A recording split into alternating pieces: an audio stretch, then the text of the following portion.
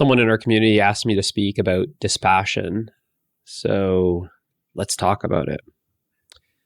And I think I've actually made a video about dispassion, but let's go ahead and talk about this anyways.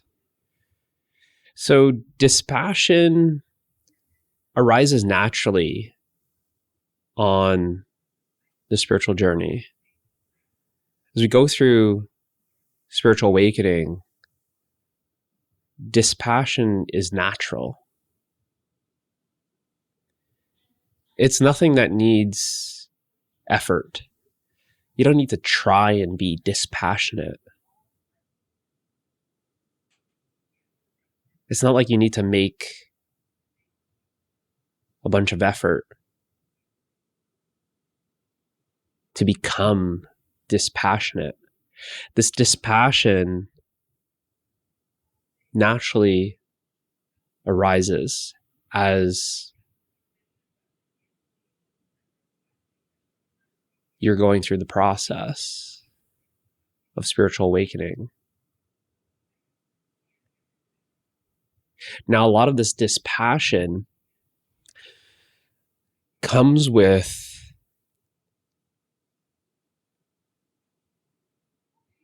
sadness, depression, grief,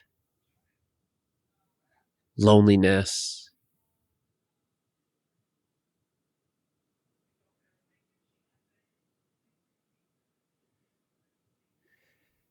It's because you've been seeking happiness in objects or experiences. You've been seeking happiness in the world as you know it.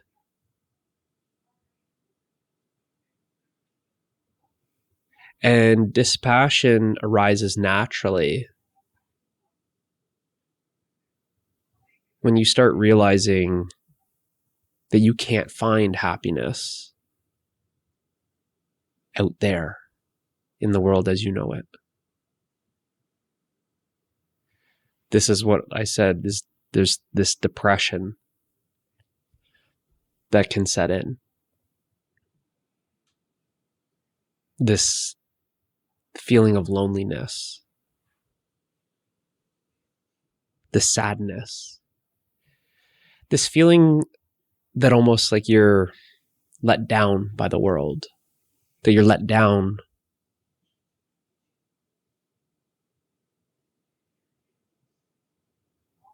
by what you believe to be true, that you believe that your partner is going to make you happy.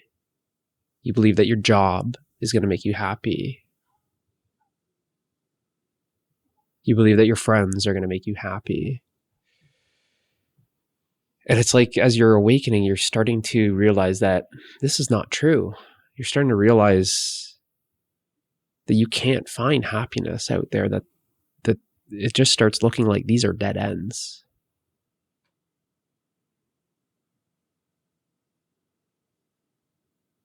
And this can make you feel sad. It can make you feel lonely because there's so much of attachment to these objects or experiences. These people. I was believing that my wife or husband is going to make me happy. But now I'm realizing that they can't make me happy. I'm also feeling very depressed because I'm starting to realize that that's actually what's going on here. All I want is happiness.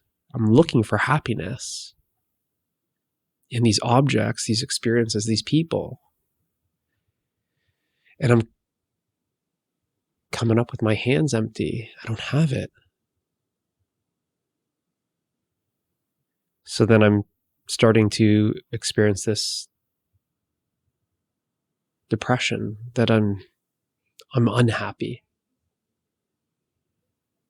I'm unhappy with how things are.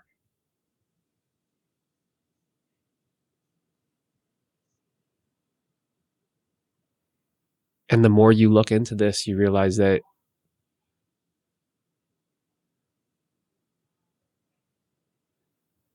you've been unhappy for a while. This is not new news. You didn't just become unhappy today. That this has actually been for a long time. That this is this seeking. What you're seeking is happiness, which means that currently you're not happy. So there's this depression that can kind of set in.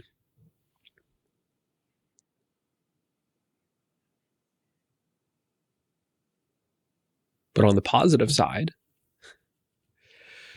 you are awakening and you're experiencing these moments of perfect happiness, this bliss, this joy.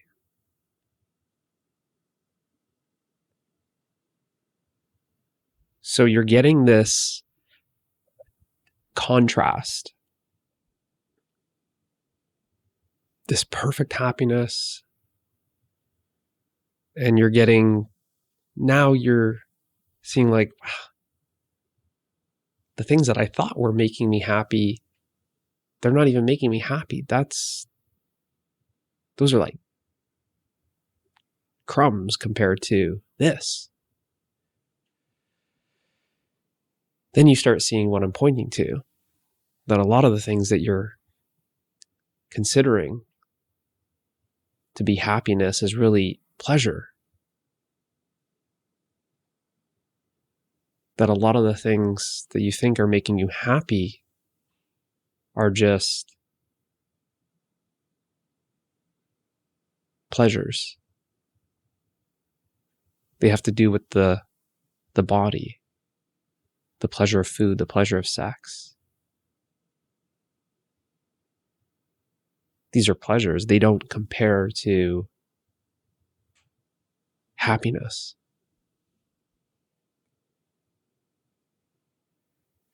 Now, this dispassion for the world as you know it starts to naturally arise when you're getting a taste of your true nature, because your true nature is that happiness. So you get these experiences of your true nature that seem to spontaneously happen. Or if you're further along in the journey and you're in the community and you're coming to the meetings, you're getting it there. You're tasting your true nature in our meetings. You're tasting your true nature in our community. So it feels like you've got this, here's how I was living before, and then here's this new, from that perspective, it will feel like a new way of living. And this is always, it's simple. It's not complicated. And experiencing this requires some of this stuff to change. Because this stuff that you're into could be hanging out with friends all the time, could be burying yourself in work all the time, could be watching Netflix all the time, sleeping with someone new every day, could be being a shopaholic. All of this stuff actually starts to be seen as, well, I'm looking for this by doing this. But every time I'm experiencing this, the happiness, I'm not doing anything. So then you start to see that all you ever want is this, but you're looking for this, which is your true nature, out there in the job, in the people, in the dating, in the home and all of that. And when you start accessing your true nature, when you start experiencing your true nature more and more, naturally you start getting dispassionate about all of those other activities that were happening. It's not to say that those activities don't happen anymore.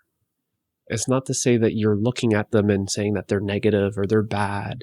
It's not that. Better way to put it, because dispassion is this kind of weird word for most, is you lose interest. You can think about it that way. You just lose interest in some of these things. They lose interest and they lose value. Now, why is that?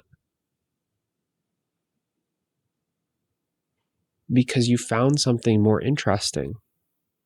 You found something more valuable. This, the world as you know it, those activities are seen to be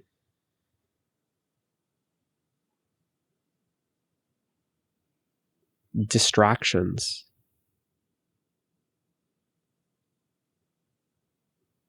And as long as you're distracted by them,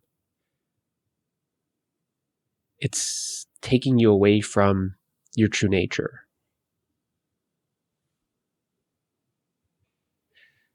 All of those activities, they seem to be inferior compared to your true nature, that which is superior.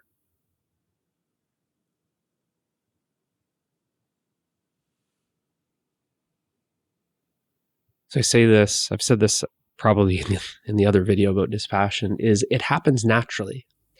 In the same way as once you have a car, you naturally lose interest in the bike. But when you only had the bike was it.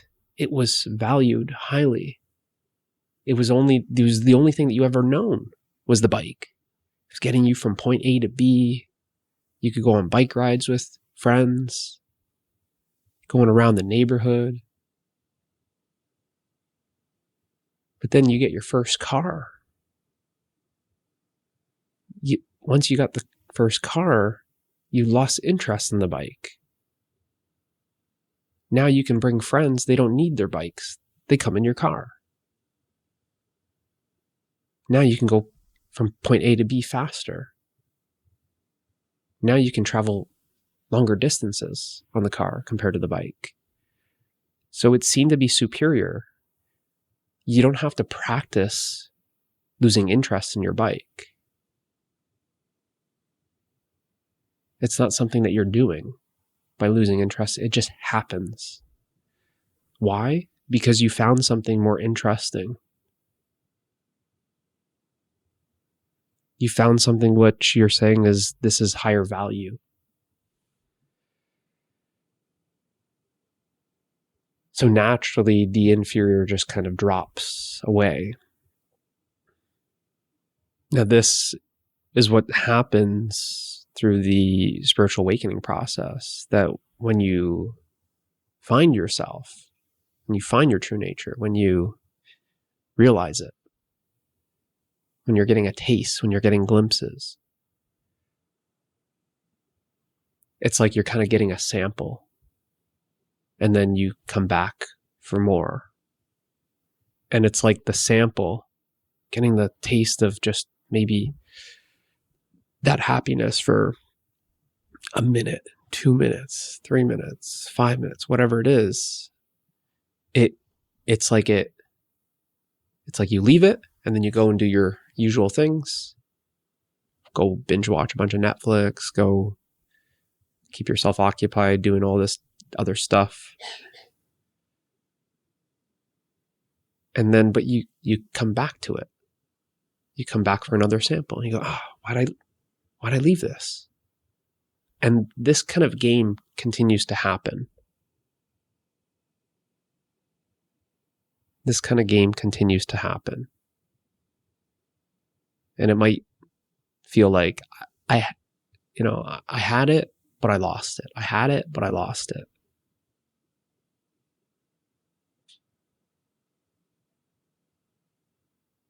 And it's like the samples, the experiences of the happiness, it feels like it gets stronger and stronger.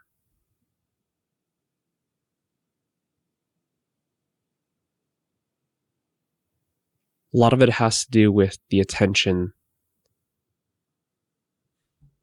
being pulled away from these objects, from these objective experiences.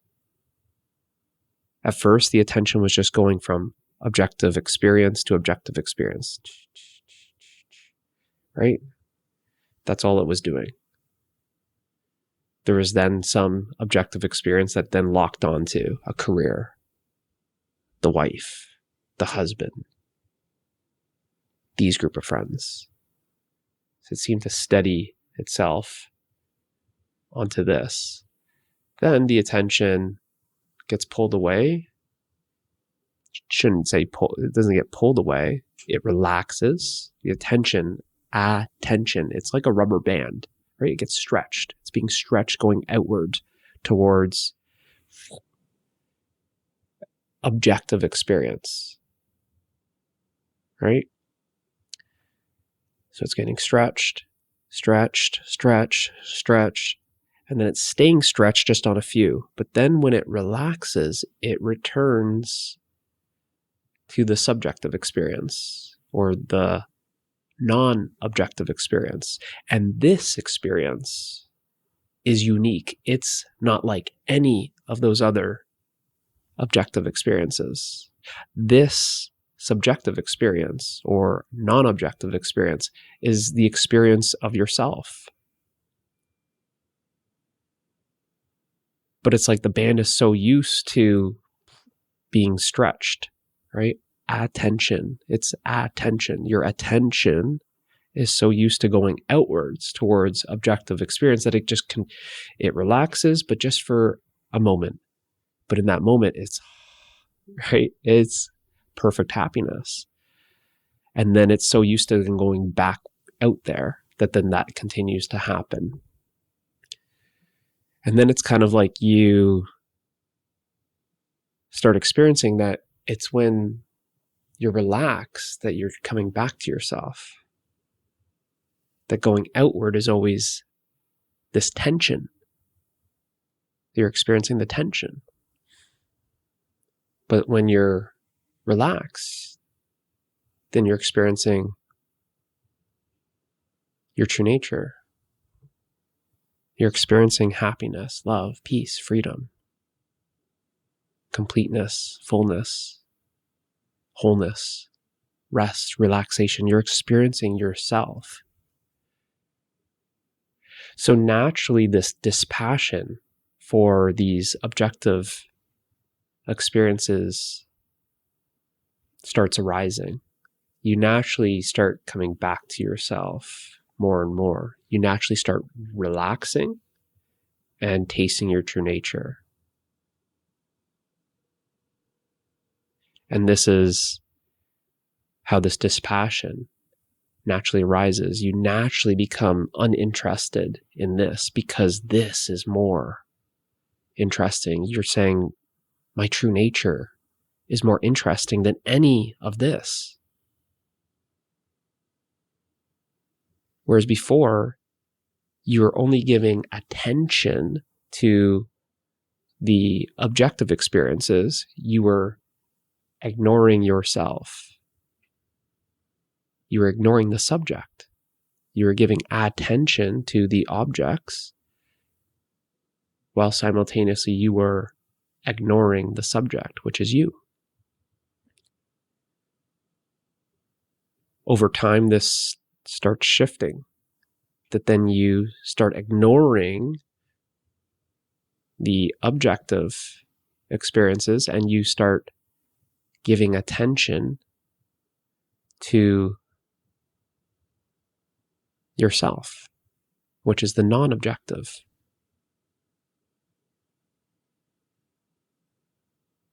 This natural dispassion arises. You're not so interested in that stuff anymore. There's not so much value given to that anymore. That's not seen to be as important as it once was. There's something that's of greater importance. There's something that's of greater value. There's something that's of greater interest. There was so much interest given to the experience, right? This experience, the girlfriend, this experience, the friends, this experience, going out for drinks, this experience, Netflix. These are all objective experiences. But then, wait. What is it that's experiencing these experiences? These experiences are all objective, but experiencing itself is non-objective. So now you're more interested in experiencing more so than the experience. You're paying attention to experiencing more so than the experience. You're valuing experiencing more than the experience. Naturally, the dispassion arises. Naturally, that you lose interest. Now, when the mind hears this, it kind of can panic. Whoa, what do you mean? Like, I still want my family. I still want my home. I still want my career. I still want this. This is just a phase of this kind of letting go of the attention that's going towards the objects. It's this letting go, right? It's this stretching of the band that it's letting go. It's relaxing and it comes back. There gets to be this point where it then goes back to the objective experience. It gets to be this point where now that you've got familiar with yourself, you're now able to remain relaxed because you know that's what you are. You are your true nature. The true nature is not something that you have. It's what you are. And you're realizing that this essence that I am is actually the essence of everything. So then it's not something that you lose because it's what you are. And you start experiencing that relaxation, that rest in the midst of all of these objective experiences.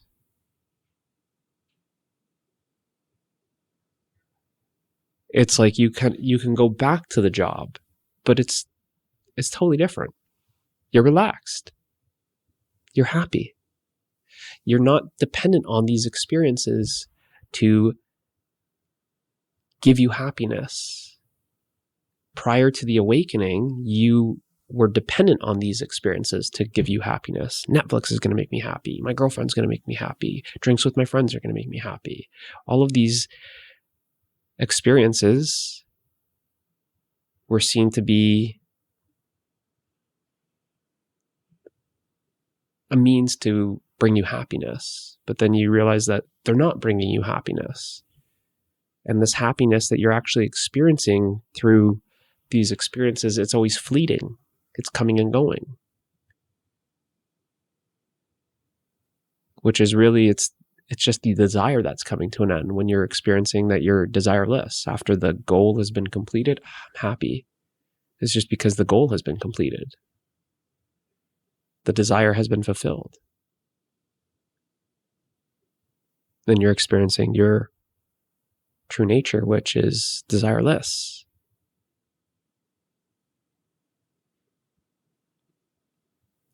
So these objective experiences are seen to be temporary happiness, you could say.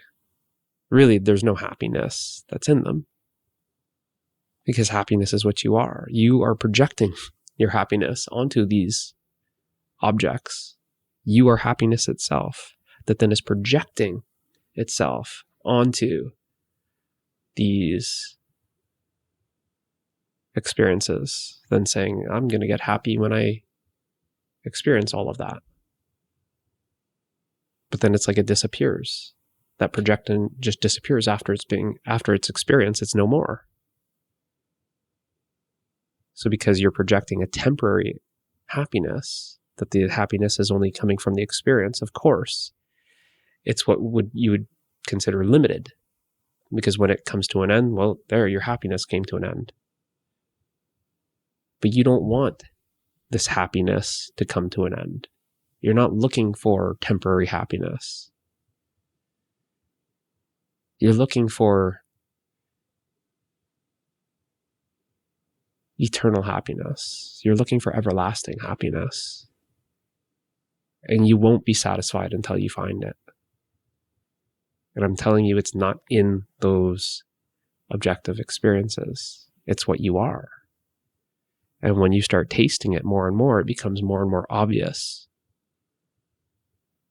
You start to become more and more familiar with yourself. You start wanting to know yourself more. You start being yourself, and being yourself is being happiness itself. So you start seeing that, I was looking at all of these objective experiences as a source for happiness, that they were appearing as an external source for happiness. But once you start discovering, wait, every time I'm relaxing and I'm just simply being, I'm experiencing happiness. The experience of myself is happiness. So then you start doing the math, you could say. I don't need to go out there and work for my happiness. I am the happiness. I don't need to be dependent on these things because I am the source of happiness.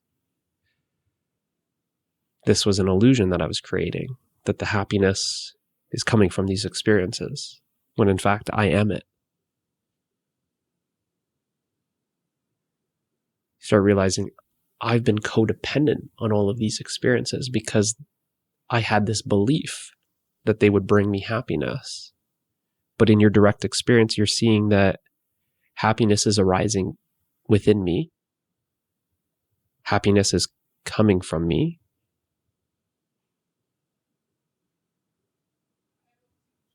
Happiness is here in the absence of others, in the absence of outside experiences.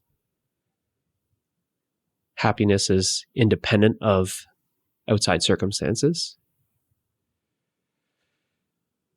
So you start realizing that happiness has nothing to do with any of this other stuff that you once believed it to be.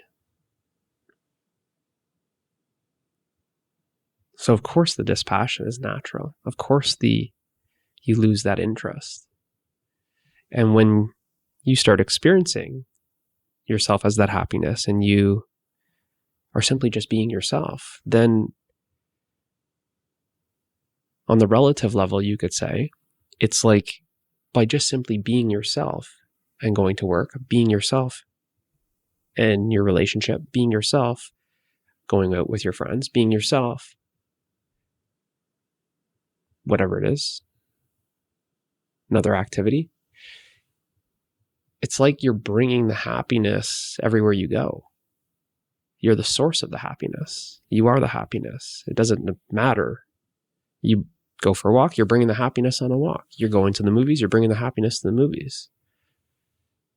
You're going out for drinks, you're bringing the happiness to the patio. Different relationship, bring the happiness there. New job, bring the happiness there. It's the happiness is what you are. It's not dependent on these experiences. And you're experiencing that happiness by simply just being yourself, because what you are is happiness. Hopefully this helps. I'll see you in the next one.